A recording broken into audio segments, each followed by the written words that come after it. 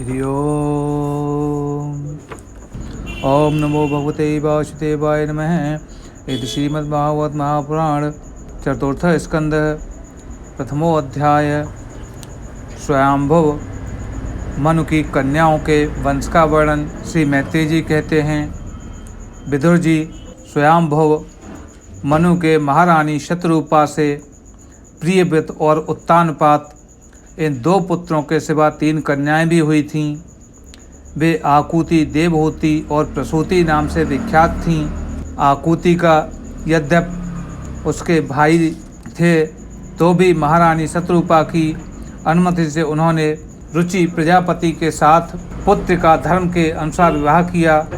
प्रजापति रुचि भगवान के अनन्य चिंतन के कारण ब्रह्म तेज से संपन्न थे।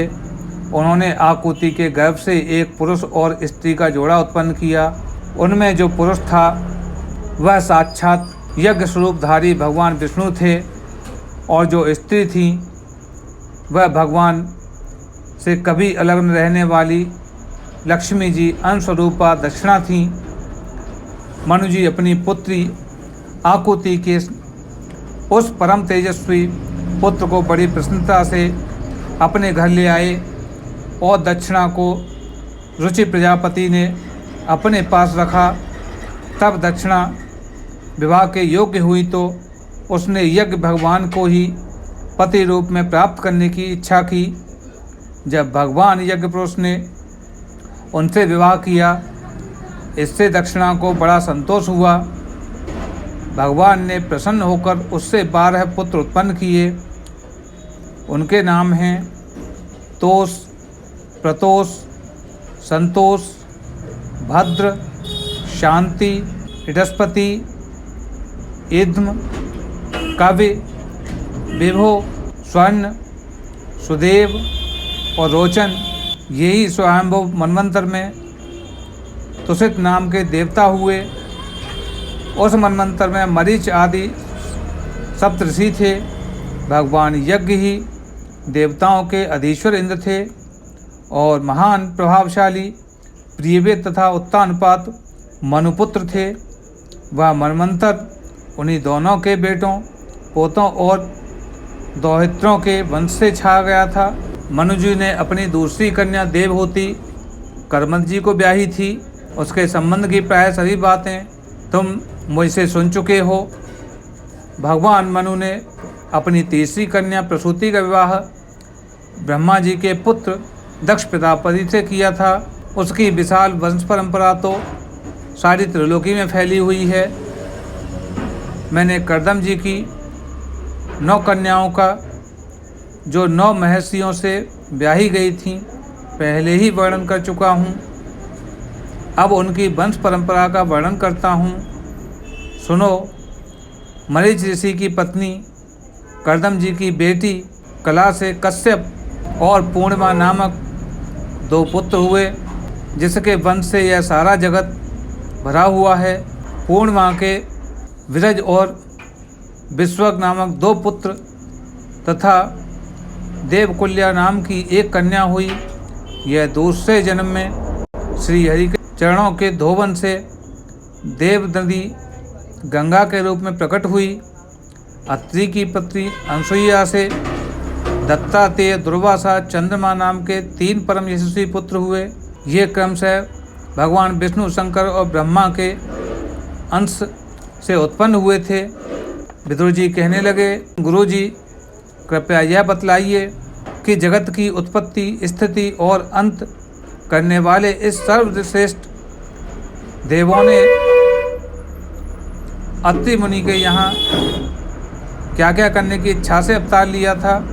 मैत्री जी कहते हैं, जब ब्रह्मा जी ने ब्रह्मज्ञानियों में श्रेष्ठ महर्षि अत्रि को सृष्टि रचने के लिए आज्ञा दी, तब वे अपनी सहधर्मिणी के सहित तप करने के लिए वृक्ष नामक कुल पर्वत पर गए।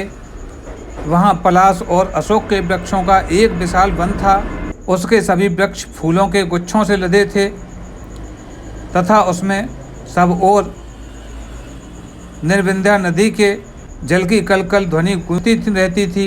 उस वन में वे मुनि श्रेष्ठ प्राणायाम के द्वारा चित्त को वश में करके 100 वर्ष तक केवल वायु पीकर सर्दी गर्मी आदि द्वंद्वों को कुछ भी परवाह न कर एक ही पैर से खड़े रहे। उस समय वे मन ही मन यह प्रार्थना करते थे कि जो कोई संपूर्ण जगत के ईश्वर हैं, मैं उनकी शरण में हूँ, वे मुझे अपने ही समान संतान प्रदान करें। तब यह देखकर प्राणायाम रूपी ईंधन से प्रज्वलित हुआ अत्रि मुनि का तेज उनके मस्तक से निकलकर 3 लोकों को तपा रहा था। ब्रह्मा, विष्णु और महादेव तीनों जगतपति उनके आश्रम पर आए। उस समय अप्सरा, मुनि, गंधर्व, सिद्ध, विद्याधर और नाग उनका सुयश गा रहे थे। उन तीनों का एक ही साथ प्रादुर्भाव होने से अत्रि मुनि का अंतःकरण प्रकाशित हो उठा। उन्होंने एक पैर से खड़े खड़े ही उनके देव देवों को देख और फिर पृथ्वी पर दंड के समान लेटकर प्रणाम करने के अंततः 8 पुष्पाद पूजन की सामग्री हाथ में ले उनकी पूजा की। वे तीनों अपने अपने वाहन हंस, गरुड़ और बैल पर चढ़े हुए थे तथा अपने कमंडलु, चक्र, त्रिशूल आदि चिन्हों से सुशोभित थे। उनकी आँखों से कृपा की वर्षा हो रही थी। उनके मुख पर मंदहास्य की रेखा थी जिससे उनकी प्रसन्नता झलक रही थी। उनके तेज से चौंधिया कर मुनिवर ने अपनी आंखें मूंद लीं। वे चित्त को उन्हीं की ओर लगाकर हाथ जोड़ अति मधुर और सुंदर भावपूर्ण वचनों में लोक में सबसे बड़े उन तीनों देवों की स्तुति करने लगे। अत्रि मुनि कहने लगे, भगवान प्रत्येक कल्प के आरंभ में जगत की उत्पत्ति, स्थिति और लय के लिए जो माया के सात्विक तीनों गुणों का विभाग करके भिन्न भिन्न शरीर धारण करते हैं, वे ब्रह्मा, विष्णु, महेश आप ही हैं। मैं आपको प्रणाम करता हूँ। कहिए, मैंने जिनको बुलाया था आप में से वे कौन महानुभाव हैं? क्योंकि मैंने तो संतान प्राप्ति की इच्छा से केवल एक ही सुरेश्वर भगवान का चिंतन किया था। फिर आप तीनों यहाँ पधारने की कृपा कैसे की? आप लोगों तक तो देहधारियों के मन की गति नहीं है, इसलिए मुझे बड़ा आश्चर्य हो रहा है। आप लोग कृपा करके मुझे इसका रहस्य बताइए। अत्रि मुनि के वचन सुनकर वे तीनों देव हंसे और उनमें सुमधुर वाणी में कहने लगे, ब्राह्मण, तुम सत्संकल्प हो, अतः तुमने जैसा संकल्प किया था वही होना चाहिए। उससे विपरीत कैसे हो सकता है? तुम जिस जगदीश्वर का ध्यान करते थे वह हम तीनों ही हैं। प्रिय महर्षि, तुम्हारा कल्याण हो। तुम्हारे यहाँ हमारे ही अनुस्वरूप 3 जगत विद्वान पुत्र उत्पन्न होंगे और तुम्हारे सुंदर यश का विस्तार करेंगे। इस प्रकार अभीष्ट वर देकर तथा पति पत्नी दोनों से भली भांति पूजित होकर उनके देखते ही देखते वे तीनों सुरेश्वर अपने अपने लोकों को चले गए। ब्रह्मा जी के अंश से चंद्रमा, विष्णु जी के अंश से योग वेत्ता श्री दत्तात्रेय जी और महादेव जी के अंश से दुर्वासा ऋषि अत्रि के पुत्र के रूप में प्रकट हुए। अब अंगिरा ऋषि की संतान का वर्णन सुनो। अंगिरा की पत्नी श्रद्धा ने शनिवाली, कुहू, राका, अनुमति इन 4 कन्याओं को जन्म दिया। इसके सिवा उनके साक्षात भगवान उतथ्य जी और ब्रह्मनिष्ठ बृहस्पति जी ये 2 पुत्र भी हुए जो सर्वोचित मनमंत्र में विख्यात हुए। पुलस्त्य जी के उनकी पत्नी हविर्भू से महर्षि अगस्त्य, महातपस्वी विश्रवा ये 2 पुत्र हुए। इनमें अगस्त्य जी दूसरे जन्म में जठराग्नि हुए। विश्रवा मुनि इडविडा के गर्भ से यक्षराज कुबेर का जन्म हुआ और उनकी दूसरी पत्नी केसनी से रावण, कुंभकर्ण और विभीषण उत्पन्न हुए। महामते महर्षि पुलह की स्त्री परम साध्वी गति से कर्मश्रेष्ठ, वीरयान और सहिष्णु ये 3 पुत्र उत्पन्न हुए। इस प्रकार क्रतु की पत्नी क्रिया ने ब्रह्म तेज से दैदीप्यमान बाल खिलाद 60,000 ऋषियों को जन्म दिया। वशिष्ठ जी की पत्नी ऊर्जा से चित्रकेतु आदि 7 विशुद्ध चित्र ब्रह्मर्षियों का जन्म हुआ। उनके नाम चित्रकेतु, सुरोचि, विरजा, मित्र, उल्बण, वसुध्यान और धमान थे। इसके सिवा उनकी दूसरी पत्नी से शक्ति और भी कई पुत्र हुए। अथर्वा मुनि की पत्नी चिति ने दध्य अर्थात दधीचि नामक एक तपोनिष्ठ पुत्र उत्पन्न किया, जिसका दूसरा नाम अश्वगिराभी था। अब भृगु के वंश का वर्णन सुनो।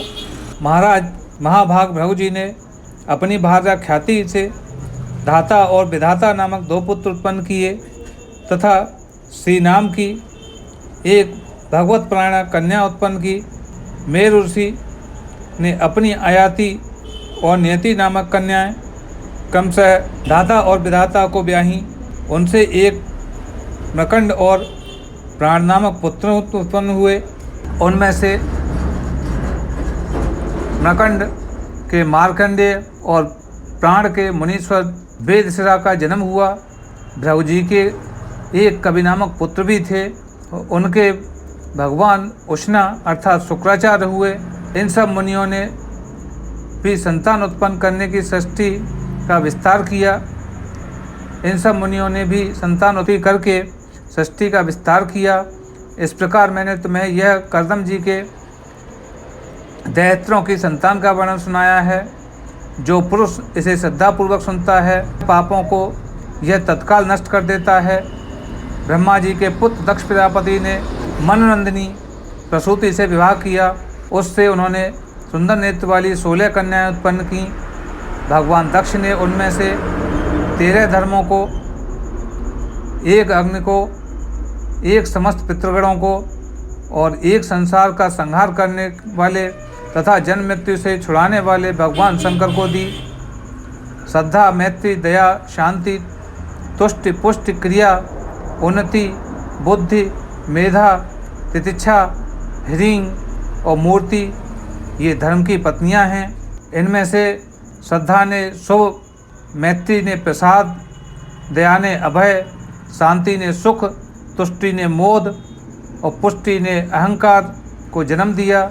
क्रिया ने योग, उन्नति ने दर्प, बुद्धि ने अर्थ, मेधा ने स्मृति, तितिक्षा ने क्षेम और हींग ने लज्जा और प्रशय ने विनय नामक पुत्र उत्पन्न किया।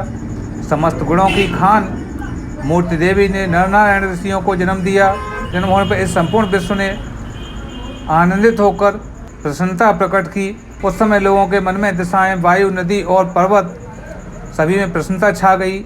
आकाश में मांगलिक बाजे बजने लगे, देवता लोग फूल वर्षा करने लगे, मुनि प्रसन्न होकर स्तुति करने लगे, गंधर्व और किन्नर गाने लगे, अप्सराएं नाचने लगीं। इस प्रकार उस समय बड़ा ही आनंद मंगल हुआ और तथा ब्रह्मादि समस्त देवता श्रोतों द्वारा भगवान की स्तुति करने लगे।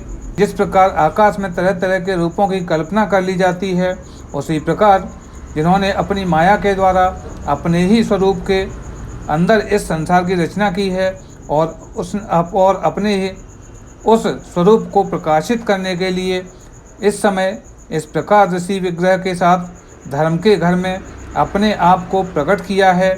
उन परम पुरुष को हमारा नमस्कार है, जिनके तत्व का शास्त्र के आधार पर हम लोग केवल अनुमान ही करते हैं, प्रत्यक्ष नहीं कर पाते। उन्हीं भगवान ने देवताओं को संसार की मर्यादा में किसी प्रकार की गड़बड़ी न हो, इसलिए सत्व गुणों से उत्पन्न किया है। अब वे अपने करुणामय नेत्रों से जो समस्त शोभा और सौंदर्य के निवास स्थान निर्मल दिव्य कमल को भी नीचा दिखाने वाले हैं, हमारी ओर निहारें। प्रभु का साक्षात दर्शन पाकर देवताओं ने उनकी इस प्रकार स्तुति और पूजा की।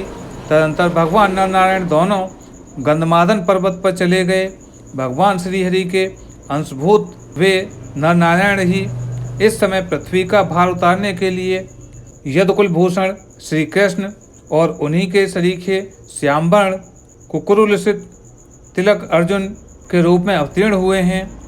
अग्निदेव की पत्नी स्वाहा ने अग्नि के ही अभिमानी पावक, पवमान और शुचि ये 3 उत्पन्न किए। ये तीनों ही हवन किए हुए पदार्थों का भक्षण करने वाले हैं। इन्हीं तीनों से 45 प्रकार के अग्नि उत्पन्न हुए। ये ही अपने 3 पिता और 1 पितामह को साथ लेकर 49 अग्नि कहलाए। वेदज्ञ ब्राह्मण वैदिक यज्ञ कर्म में जिन 49 अग्नियों के नामों से आग्नेय स्तुतियाँ करते हैं वे यही हैं: अग्निस्वाद, वहेशद, सोमप, आज्यप, ये पितर हैं। इनमें साग्निक भी हैं और निरग्निक भी हैं। इन सब पितरों की पत्नी दक्ष कुमारी सुधा हैं। इन पितरों के सुधा के धारणी और वायुना नाम की 2 कन्याएं हुईं। वे दोनों ही ज्ञान विज्ञान में पारंगत ब्रह्म ज्ञान का उपदेश करने वाली हुईं। महादेव जी की पत्नी सती थी। वे सब प्रकार से अपने पति देव की सेवा में संलग्न रहने वाली थीं, किंतु उनके अपने गुण और शील के अनुरूप कोई पुत्र नहीं हुआ, क्योंकि सती के पिता दक्ष ने बिना ही किसी अपराध के भगवान शिव के प्रतिकूल आचरण किया था। इसलिए सती ने युवावस्था में ही क्रोधवश योग के द्वारा स्वयं ही अपने शरीर का त्याग कर दिया था। ओम नमो नारायणाय नमस्ते नमो भगवते वासुदेवाय नमस्ते। इति श्री भगवत महापुराणे परमहंस संहिता चतुर्दश स्कंदे विदुर मैत्र संवाद प्रथमोध्याय तत्सतः।